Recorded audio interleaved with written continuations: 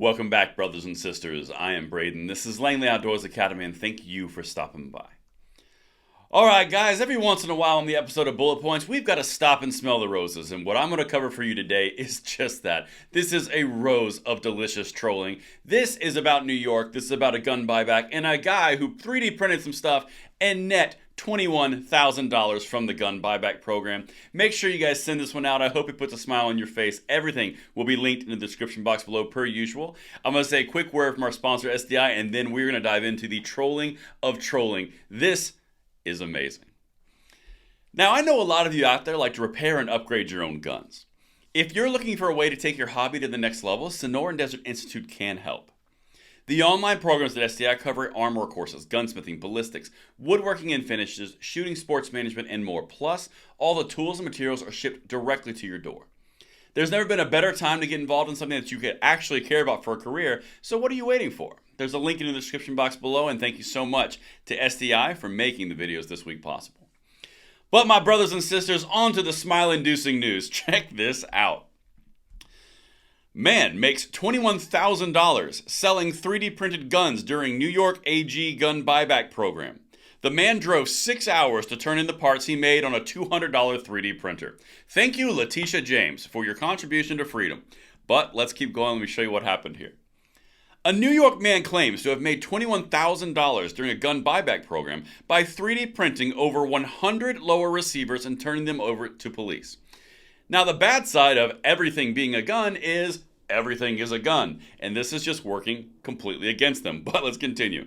Quote, I 3D printed a bunch of lower receivers and frames for different kinds of firearms, the man, who would only identify himself as Kim, told WKTV last week. This guy net $21,000 in profit because of an overzealous gun buyback? Oh man, oh goodness, when these things backfire. Kim says he printed the gun parts on a $200 3D printer he received as a gift for Christmas, and then made the 6-hour drive to Utica, New York, where the Utica Police Department was hosting a gun buyback program for the New York State Attorney General's office. Again, Letitia James. Irony of ironies, this is the woman who's trying to dismantle the NRA in New York. Like this whole story, if this doesn't bring a smile to your face, check your pulse, because this is great. Quote, and he sees the tote and says, how many firearms do you have? And I said 110, Kim recalls.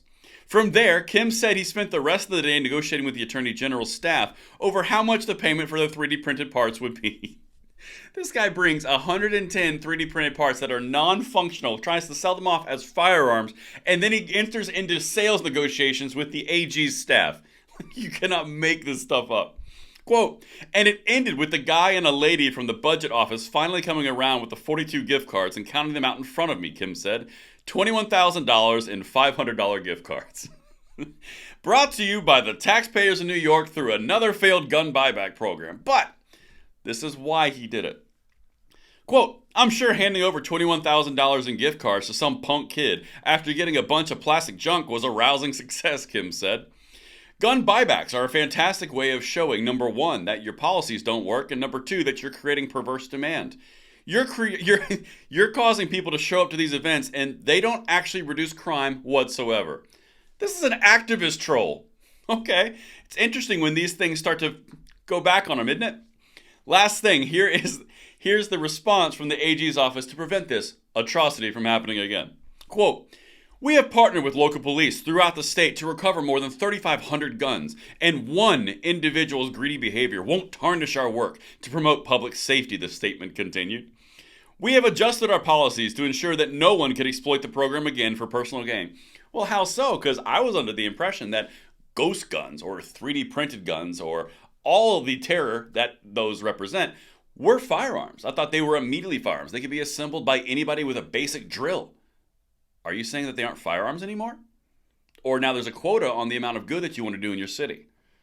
This is how you beat these nonsensical approaches. You just do it, and you watch it fail to the ground. Thank you so much for watching. I hope this brought a smile to your face. Let me know what you guys think in the comments field, and I will see you on the next one. I'm Braden. See you later.